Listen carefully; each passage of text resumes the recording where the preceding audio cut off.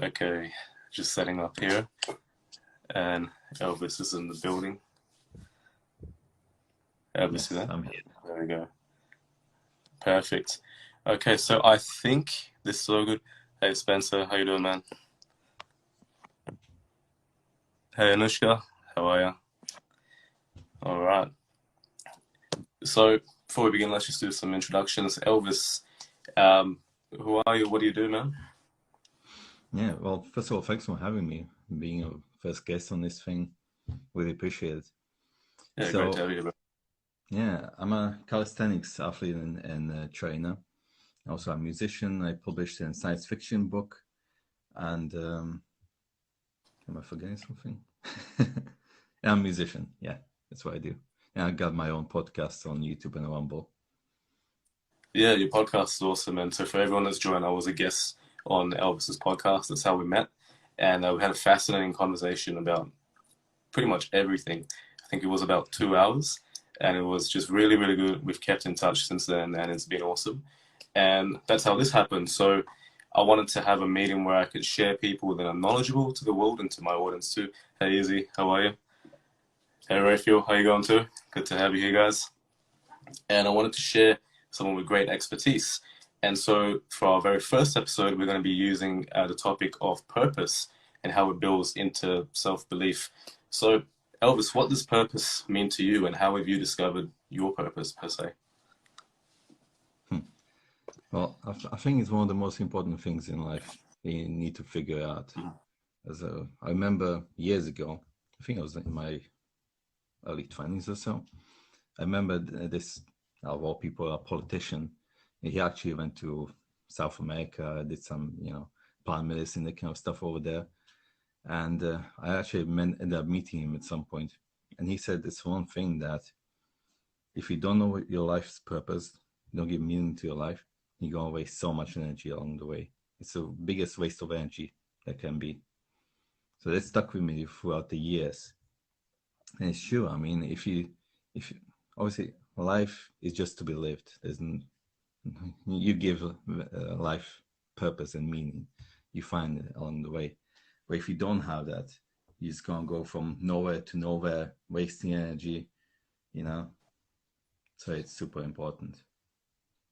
And yeah, you're absolutely right there. Without knowing a clear destination of where you're headed and how you're going to do it, you bounce back and forth purely because you're stuck in a state of chasing.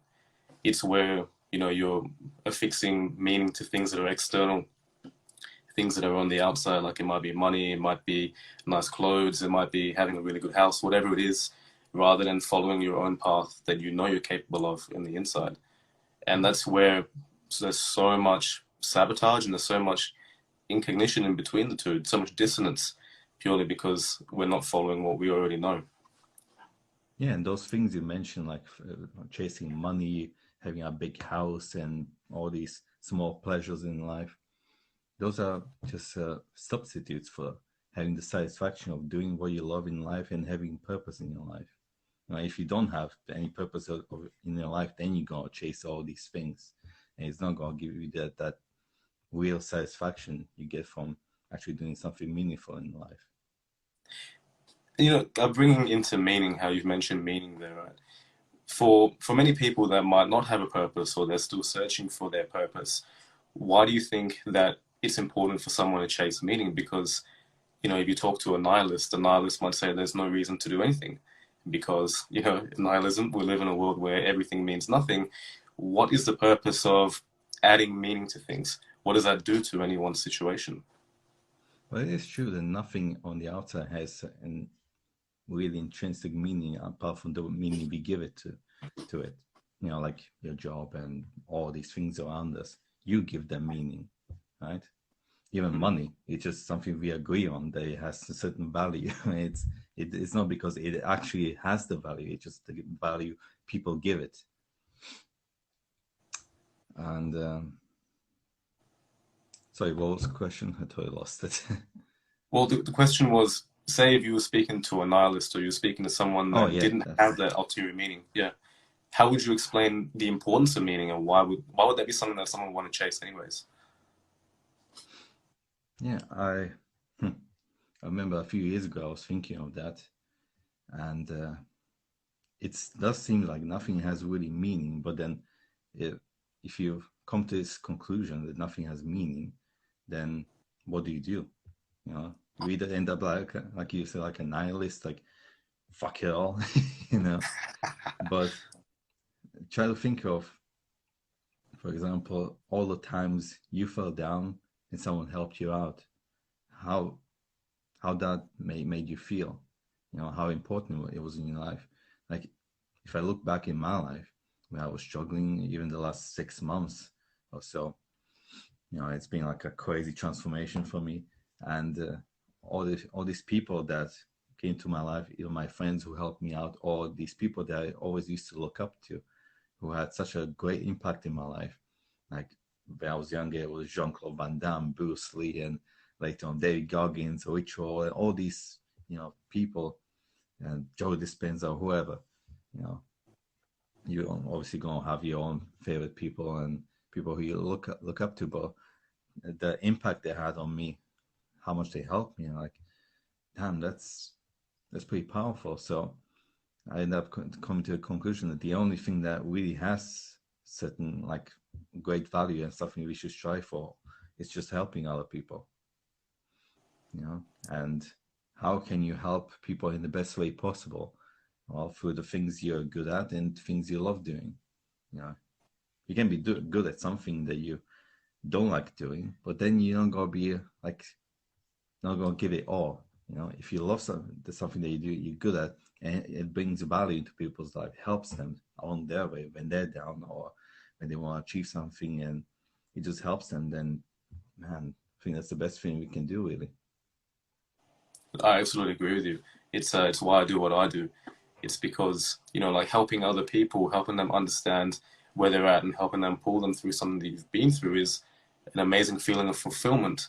Because, as you know, everyone's been through tough times. You've been through tough times. You mentioned just then, I've been through tough times too. There's always been someone there to pull us out, right? In some way or form, there's always been someone that was telling us, you know, we should stop doing this, we should stop doing that. And whether we listen or not is a different matter.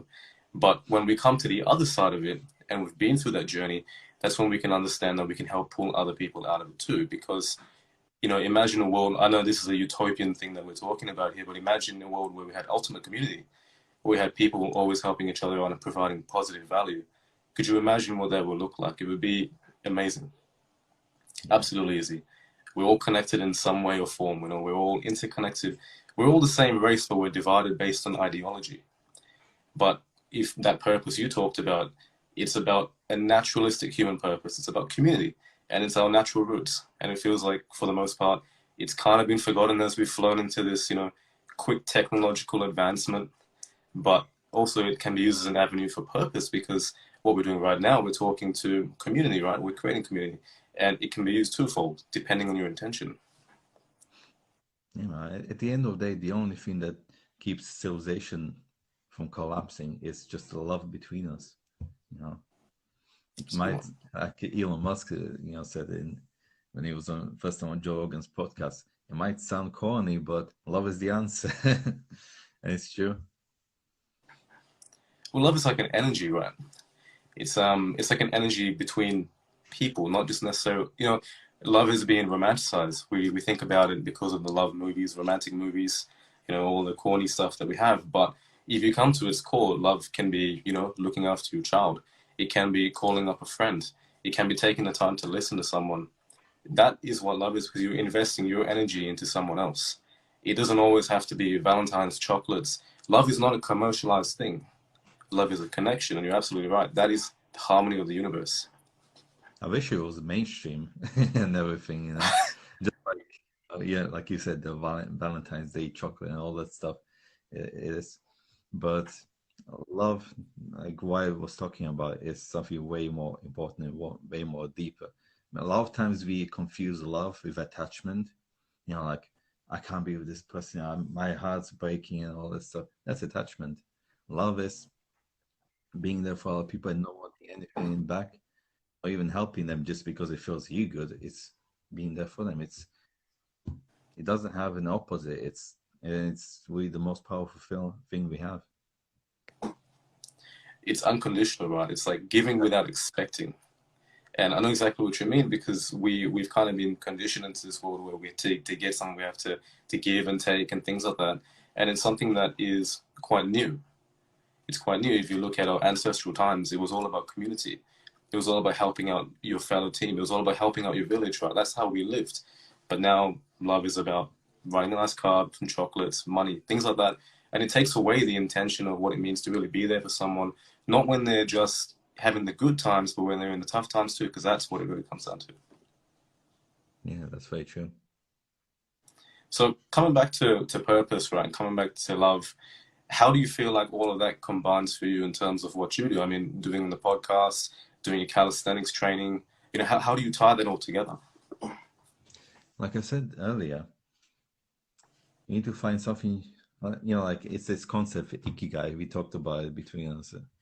So basically, for those who don't know, on Okinawa, or the Japanese islands, they have this concept called Ikikai. So basically, it's like your purpose of existence, basically. And it has 4 attributes.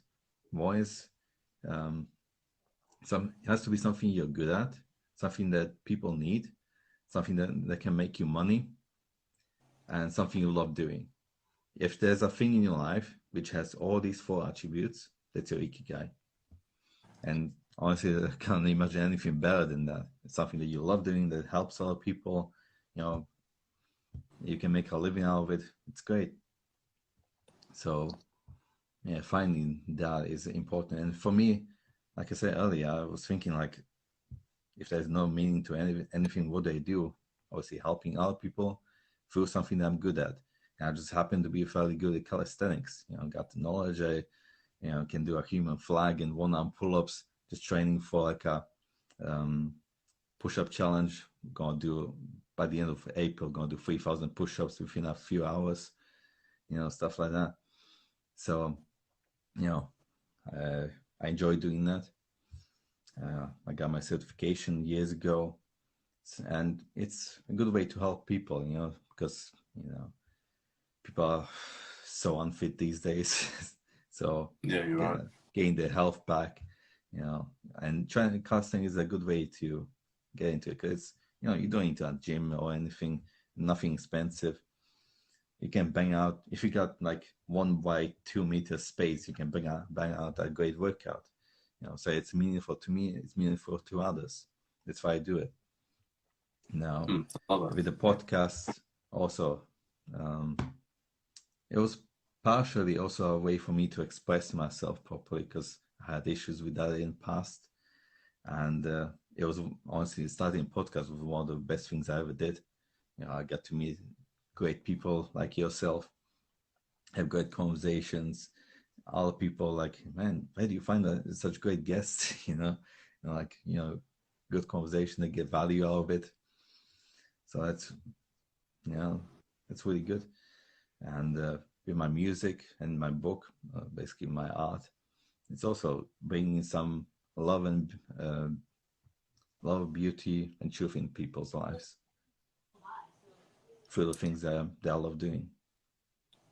And it's great, and that's exactly right. You've combined what you love doing with how you provide value to others. With the Ikigai, I found that quite funny, Elvis, because that particular concept, I put a post out of it on LinkedIn, and I actually got a bit of a scolding from this man called the Ikigai guy. And yeah, exactly right. He's the Ikigai guy, and he told me that this. I actually learned from this, some research onto this. Is that while Ikigai, as we know it, is a westernized drip-fed version, like, you know, the 4 diagrams of Ikigai. Yeah. According to him, he gave me this full understanding. I quite liked him. I learned from him. Is that it's all about compartmentalizing different areas of purpose, which is not actually the accurate version of Ikigai. According to Japanese literature, the accurate version of Ikigai is about a feeling. It's about a gut feeling. It's a gut intuition. It's an understanding of who you are, and you need to follow that pull. Mm-hmm. So it's like he was saying that everything that we look at in Ikigai is a rationalization of emotion. It's a rationalization of who we are that we try to compartmentalize and put into a role within society. but that kind of draws away from Ikigai itself, which is an expression of the self. It's about picking up who you are and following onto that. So I thought that was quite interesting. Yeah, it makes sense, to be honest, because like it's interesting that these things that I do in life, whether it's calisthenics or in the past it was the martial arts or the things that I'm interested in. There's a lot of things that I'm interested in, but when I first encountered them, I kind of felt like this is it. I have, like you said, like a feeling like I want to learn more about this. I want to do this. And now that I can look back years later, like, yeah, these things that I felt so strongly about them when I encountered them, those were the ones that played a huge role in my life and still do. And to what you said about the Ikigai, yeah, there should be a feeling about it, like, yeah, this is my purpose, this is what I want to do, and this is meaningful to me. But even for a normal person, if they just look at the 4 attributes, it's a good start. It's better than just living paycheck to paycheck, living to work, working to live, and distracting yourself with minor pleasures of life. And that's really a big one there. That really takes away from following your purpose. That's not to say that purpose does not have pleasure to it. Purpose has fulfillment. Would you agree? Yeah. It gives you fulfillment, but fulfillment is about understanding that it's ups and downs, but you're always trending upwards because you're following your path. But pleasure is about living an existence of where everything is about grabbing for happiness. And, that was me in the past. When I used to be a drug addict for about 8 years, I was always living for pleasure, always living for happiness. And it left me feeling completely sad. So, purpose, would you agree with this, is that it's about following your path, following what you see as your vision, and keeping to it whether there are struggles, because you realize that you're not chasing an outcome, you're not chasing a happiness, you're chasing a feeling, you're chasing the creation of something that you felt within yourself. Yeah, I agree with that. Yeah, And that's how I would define purpose. Yeah, exactly. It's not like even many times when I speak to someone and they see how I eat and all that stuff, and they think that I live like a monk, and that I'm like, how to say it? I don't give myself the pleasures I could give myself, And it's like, no, it's the opposite. That's true. Just because I don't eat donuts and smoke and all this, drink it every weekend, I have other pleasures in my life which are not damaging to me. You know what I mean? Instead of, Absolutely. yeah, I mean, if I eat a healthy meal, I feel good afterwards. It doesn't mean that it has to taste shit or something. You can make it taste really good. At the same time, it's gonna make you feel good. You're gonna be healthier, and over the long term, that's just gonna help you do all the things you want to do in life. And that's that long-term happiness. You're looking not at having momentary things like a donut, right? Which is a huge burst of dopamine. Tastes good, but guess what? You're gonna feel sick. Your blood sugar's gonna rise and you're gonna fall. It has bad negative consequences.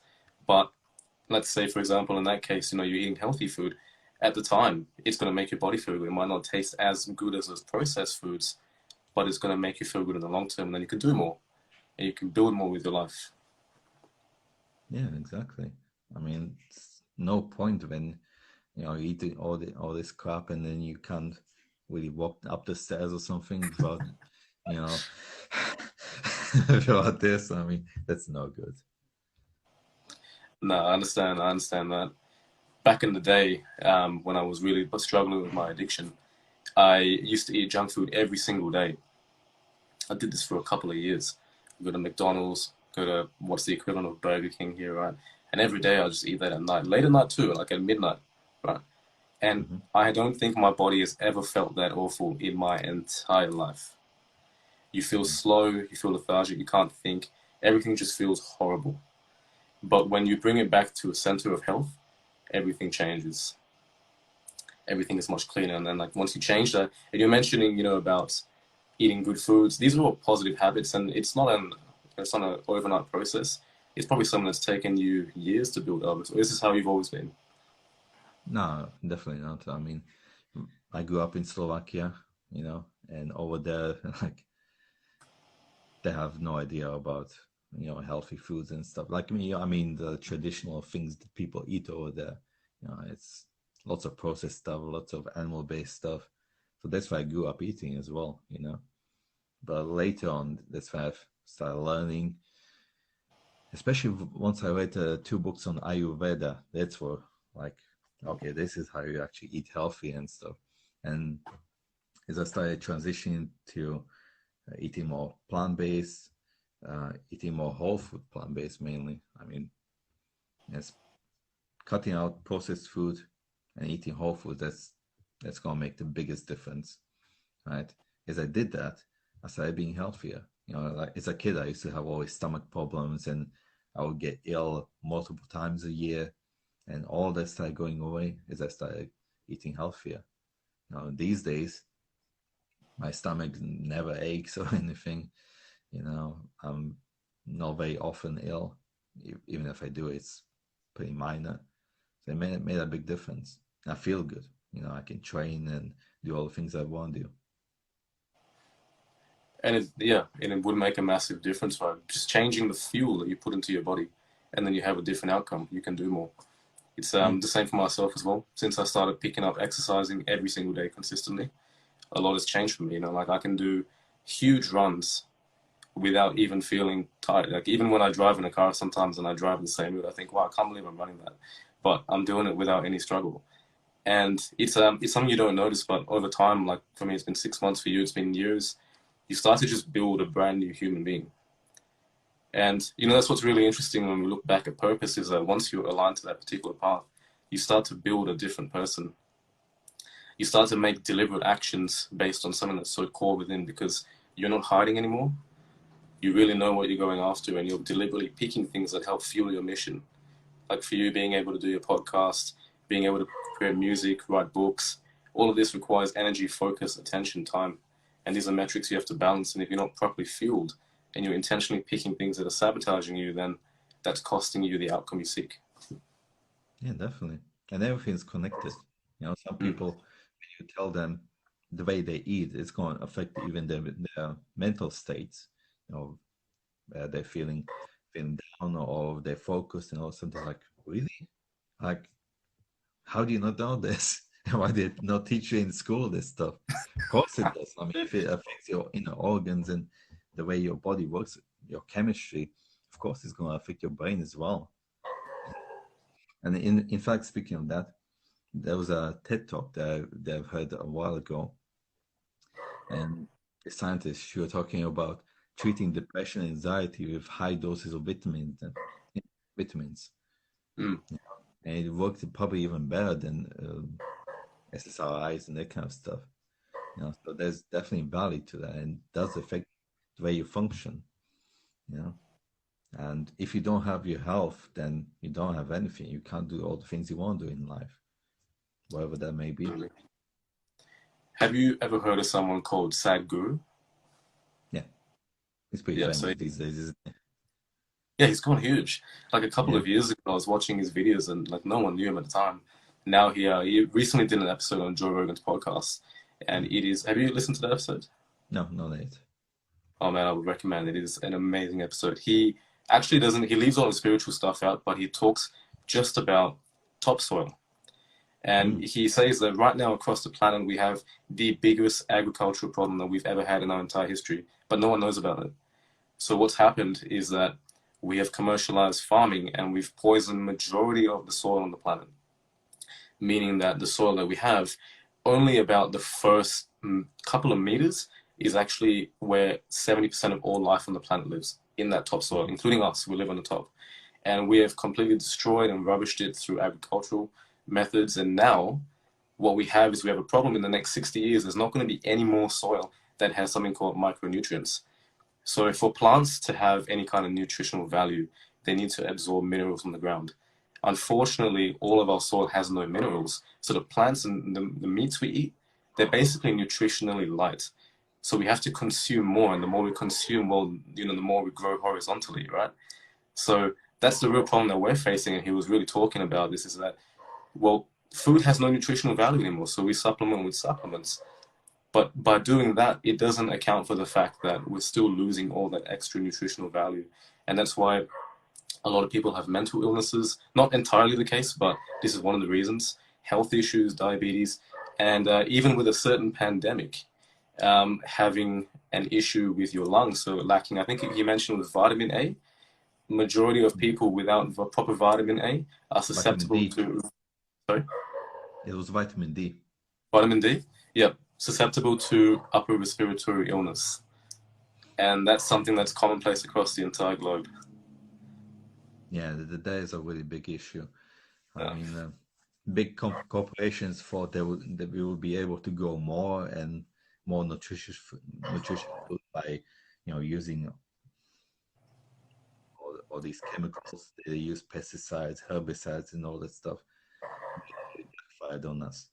Like you said, it's basically on life support. You destroy it with all the chemicals, and now to keep it alive and grow something, you need more of those chemicals. So it's a vicious circle. But fortunately, for those who are interested, they can check out Zach Bush, Dr. Zach Bush. He's a great guy, and there are efforts to regenerate topsoil and start agriculture that is actually sustainable, organic, and if you can buy organic always, it does have more nutrients and also less of those herbicides, pesticides, and all that stuff. So it's pretty important to support that kind of agriculture. We definitely need to have more though. We need to have more organics. The only problem, Elvis, is that now because of the fast, rapid way in which we're producing food, it's creating a problem where we're creating nutrition-light food to suit many different types of cultures, right? So like fast food, for example, they would never ever use organics. They would just want to use the cheapest GMOs. And then the problem is that they keep the prices low because everything is low up the entire chain. But then you have a massive obesity epidemic, you have a massive health epidemic. And it's like, how do we stop that? How do we influence that? I don't think we can, apart from just on an individual level. It's just saying, we're going to choose to consciously eat something that's better for our body, or drink things that are better for our body rather than sugar. Just drink plain water, things like that. And especially with GMOs, my background in biotechnology, everyone is very pro GMO in the biotechnology field, as you might imagine. But the one thing that always worried me about GMOs is they've only been around for about 30 to 40 years. We have no idea what they actually do to us. There's not been enough studies, especially in terms of wide-scale consumption. They've only been used for the past 15 years. So we have no idea. So organic is definitely the best way to go. So I agree with that. Yeah, definitely. I mean, GMOs are, and that's the thing. It's a problem of the mindset that we have in the West still. It's this idea that with science and technology we can do whatever the hell we want. And if you look at the past 120 years, give or take, it always backfires on us. Just like we were saying, we thought that we will grow more food by using all those herbicides and chemicals. Now with GMOs and Roundup and all that stuff, and it's backfiring on us. It's giving us cancer. Soon we probably won't be able to grow anything properly unless we change stuff. So this kind of idea that we can change everything just the way we want, it should me to abolish that. It's me to learn from nature how it works and try to replicate it. That's a much better way. Exactly. We need to harmonize with it. At the moment, we're playing God with nature, and it has its limits because we only have a man-made design. We don't have a God-made design. And whenever we play with different things, we don't understand how that influences different structures within nature, which was there before us. So to think we could possibly fine-tune something that large, something that intricate, is kind of like self-aggrandizing in a way. But I kind of wanted to segue back to its purpose. I feel like we've gone a bit on a tangent, but we always do that, don't we, Elvis? No, it's all related. It's all related. But I wanted to kind of ask about self-belief. So, we were talking a lot about purpose before. We were talking about how, it gives us that design. It gives us something to work towards. It fills us with meaning in life. How does that, for you, relate to self-belief? Well, I'll be honest with you. I've been struggling with that a little bit, in the past. Mm-hmm. And just recently, I also figured out, damn, the way I see myself, mainly subconsciously, is not that great. you know. So that's something I'm working on. But one thing, even if you figure out something like this, it's an invitation for you to improve yourself and to figure things out. Because a lot of times when we have beliefs that, oh, I will never be able to do this, or I'm just not that kind of person, like just look deep into yourself. Like, where does this come from? You'll probably figure out that it's probably some random stuff from childhood. Either your parents were like, oh no, you don't deserve this. Now you internalize this, and it's affecting your entire life, even 30 years later. So it's really important to look inside, what's there, because the beliefs that you have, that's the only limiting factor. It's not that you actually can't do something unless you literally physically don't have both arms or legs or something. You can do anything in life if you want to. If you put your heart and mind into it, you can do everything. That's something that I've learned at least on an intellectual level, like fairly early on in my early teens or so, when I started doing martial arts. Like I listened to or read Bruce Lee and all that stuff. I was like, man, I can really achieve great things if I want to. But really internalizing it, that's a bit more difficult, to get to a subconscious programming. So like I said, the only limitations out there is in your mind. And you need to figure out, where does it come from? Is this true? Is this not? And, when you mentioned those internal limitations in your mind, it does primarily come from childhood. It primarily comes from childhood rejection experiences. As a child, we tend to extrapolate events. I was recently reading Mastery by Robert Greene, again, one of my favorite books, and he talks about extrapolating childhood events. So between the ages of 1 and 7, we're like sponges, and we absorb everything because it's just the way we are. We're programmed to learn from our parents. So we look at things as a child in an extremely positive light. We always give it a positive spin because as a child, we give everyone the superhero effect because we are inferior and they're dominant, right?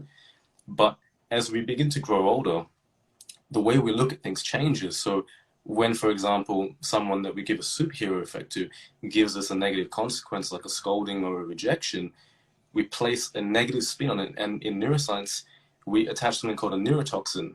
So that particular memory passes through our amygdala, which is our emotional rationalization center, and it attaches a little neurotoxin so that every time in future we feel that event coming up again. Let's say it was being told off for running up the stairs, right?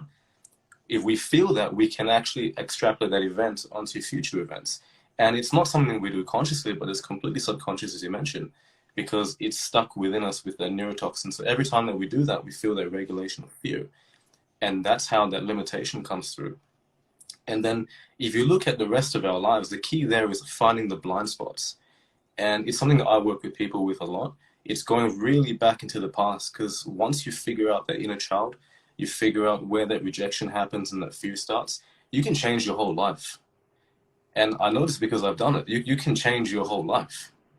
I'm not to say that I'm perfect. I'm still working through it myself. But for me, an example would be, it would be putting myself out there, right?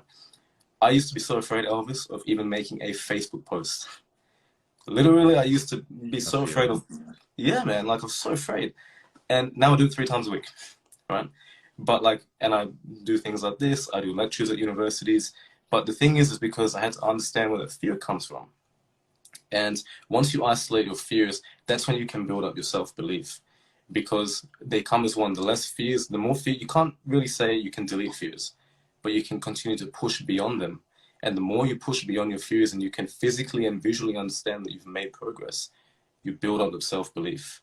And that's when you can really make strides toward that purpose, because you know that you're capable of it. Every time you defeat a fear, you're moving forward. It's like defeating a different character, a different boss in the game. You're leveling up every time. Yeah. I mean, you said you were scared of posting stuff. When I was a kid, for example, my parents would be like, oh, don't be too loud, quiet. And when I was at school, I would say something, people would, laugh at me and stuff like that. They would laugh at my name as well. as you can imagine. Bully me a bit for that because Elvis. It's not a very common name, is it? Especially in Pretty cool Eastern name. I'd Europe. love to. Yeah, I Wow. mean, glad they have it. People remember it now. Yeah. But back then, small kids. So I was getting the message that expressing myself, talking is not safe. So it's better to be quiet. Mm. So even for me, just doing something like this, doing a podcast, doing a talk, all that stuff, it was freaking hard, But gotta overcome this stuff. I realized that I'm not this small scared kid anymore. I can do what the fuck I want, you know. Hell yeah, bro. That's it. And this stuff, doing this live, doing all the stuff that I do, it's meaningful to me. It's fucking worth it. So why would I not do it? Obviously you gotta overcome yourself a little bit, but once you've done it one time, next time it's gonna be a bit easier, you know. And that's where, a lot of the time, especially this is linking back to purpose, right? What you've mentioned just there is brilliant because every time that you make a step and you're passing through a different gate, you're pushing, expanding your boundaries and it's becoming easier. You find more challenges, you find more difficulties. But this is all building up the Elvis, right? This is building up the who. And this is something I talk about a lot is that purpose is never what you do. Purpose is who you become. It's literally who you choose to become and your experiences that build you up. And in terms of what you're saying about how you're moving forward every time, imagine the you in the future that's moving through these and providing value with your podcast, doing IG lives, whatever it is, man. Like if you're building yourself up internally, you can make changes in the external world. And that's not to say we have to, but it's normally a consequence because when you make such deep changes on the inside, everything changes around you. It's just a natural result. That's very true. Especially like I said earlier, the last 6 months in my life, huge transformation, and by figuring things out, everything has changed in my life to the better. So where does it go from here, Elvis? Like now you're kind of on the path of purpose. Now you're on, feeling that self-belief really bringing you up. Where does it go now? Where does it take you? Like where do you plan to really make this grow towards? I don't know, maybe moving to Mars at some point. Yeah. Yeah, but honestly, I definitely gonna carry on with all the things that I'm doing, and I feel like between where I want to be and where I was, I'm somewhere in the middle. I'm way better than I was before, but still a lot of work to do. So obviously, I'm gonna carry on with my podcast. I just ordered a new microphone for it today. Oh, excellent. Because even when I started the podcast, I actually started with like the minimum equipment you can imagine, because I almost started a podcast the year before, or 1.5 year before that. But we wanted to make it super perfect on the first one, and it never got published. So this time, I was like, I'm gonna make it super simple, so it's not hard to post or anything. I was actually just using my phone and tablet for that, But I said like I'm gonna keep improving it, and that's what I'm doing. So I'm definitely gonna carry on with that. Get some good guests on it. Obviously, I'm improving my services at this point as well in terms of my calisthenics training. Working on my music, so got a lot of stuff going on. But it's really exciting stuff, and we'll see where it gets me, really.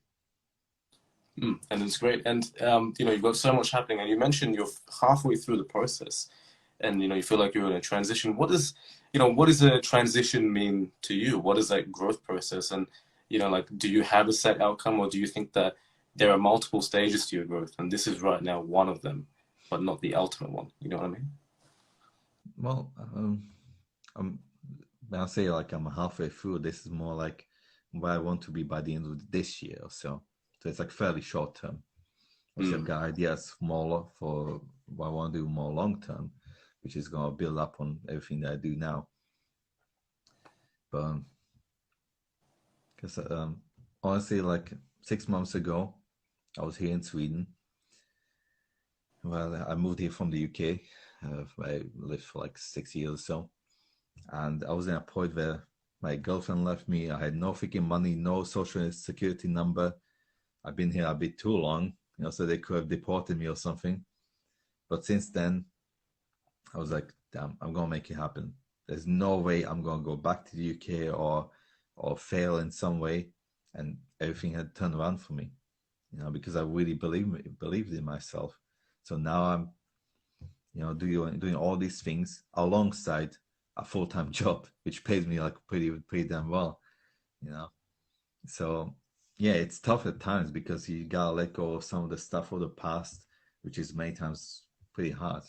Even letting go of your concept of yourself, who you are, changing your identity. That I'm not this, but I'm something better than that. Moving towards greater things. So that can be painful, like overcoming yourself to do certain things you want to do, but you got the resistance there. It's also not easy, but it's pretty damn worth it, So it's a mixture, it can be painful, but it's very satisfying at the end, especially when you see the progress, when you see results, things are going the way you want it. Sometimes even if they don't go exactly the way you want them, a few months later or a few years, maybe even weeks later, you're going to be like, damn, that was the best thing that could have happened to me. So yeah, a lot of work to do, but I'm glad that everything's working out the way it is. I'm super grateful for everything.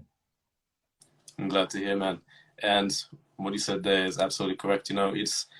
We don't see things that happen as we have things that come up in the future, and we see them as obstacles, but they can also be opportunities. And if you learn to not view things as a point of resistance, but view things as something you can learn or grow upon, there's no cap, there's no ceiling to your growth, my growth, or anyone's growth. The only cap is the limitation in your mind. Where do you want to stop? If you wish to stop somewhere, then that's fine. But if you wish to continue growing and learning and expanding your boundaries, you can do it your whole life. And I think, that's a major component of life too. It's really just exploring and learning as much as possible, and then giving that back, as we mentioned at the very start. Yeah, man. And you gotta believe in yourself. I'll give you an example. Like my dad, may he rest in peace. He had this mindset that nothing's really working out for me, and nothing really did work out for him, and the way he passed away and everything, it's it's the total opposite of what I'm experiencing now, because I'm like, I can do this, there's no, like you were saying, there's no limitation to what I can do. If I want to achieve something, I'm going to get it, and the results that I'm seeing in my life are exactly the opposite of what I saw in my dad, so having the right mindset and just giving your best, it's going to pay off. The universe tends to help those that help themselves first. Yeah. And it's definitely that resistance mindset. If you think that you're going to fail, or if you think that you're not going to do something, that's going to happen. Yeah. I mean, why would it be any other way? If you really think about it, why would it be any other way? Whatever's going on inside here is literally building what you do on the outside. And the problem is, like when you mentioned in the case of your father, is when you spend so long building into that mindset, it gets rooted into your psychology. And then every action is underpinned by that particular emotion and that expectation. Yeah, and even when bad things happen, or you perceive them as bad, it's better to see, like you said, like this is an opportunity. It's an invitation for me to grow, to overcome something like that. And once I'm on the other side, I'm going to get stronger. I'm going to learn something from it.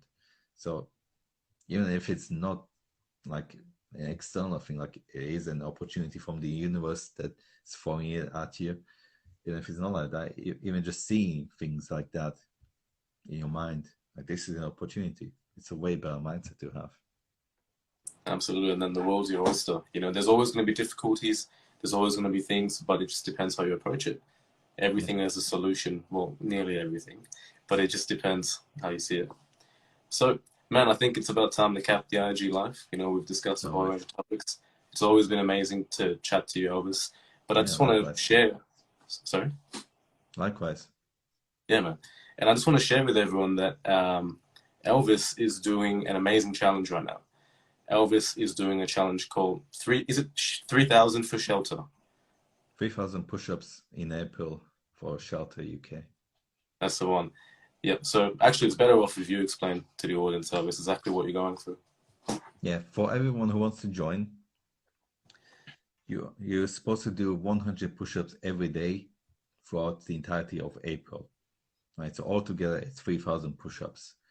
Obviously, if you do a few less push-ups one day, if you do more push-ups the other day, whatever, even if you do just 10 a day, it's all good.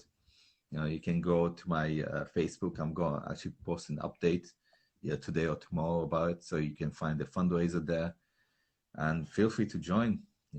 I'm going to do, like I said, on the 26th of April, a local gym in Skellefteå. I'm going to be doing all 3,000 push-ups in a few hours over there. I've done, 2 years ago, I've done 2,000 pull-ups in like 6.5 hours, also for charity. So yeah, I hope you join the challenge. It's an amazing initiative. I've been seeing the Facebook group, and it's been going off. There's been some negative stuff going on too, but equally positive. People that have been really choosing different journeys. Like there was one person today who said he was chosen to revolutionize his fitness because he's seen what he's capable of in training for this. So I think that's really cool. So for everyone listening, if you'd like to donate to Elvis's cause or even join Elvis's cause, feel free to check out his Instagram, and you'll be able to see what he's up to. All right, Elvis, it's been a pleasure having you on, man. And I also want to say it's a pleasure for having everyone here. Thank you to everyone who tuned in. Hopefully you gained some insights on purpose, self-belief, and I hope you walk away with a purposeful mindset. I'll speak to you all very soon. Thanks, Elvis. Thanks for having me. It's been great to have you. See you, man.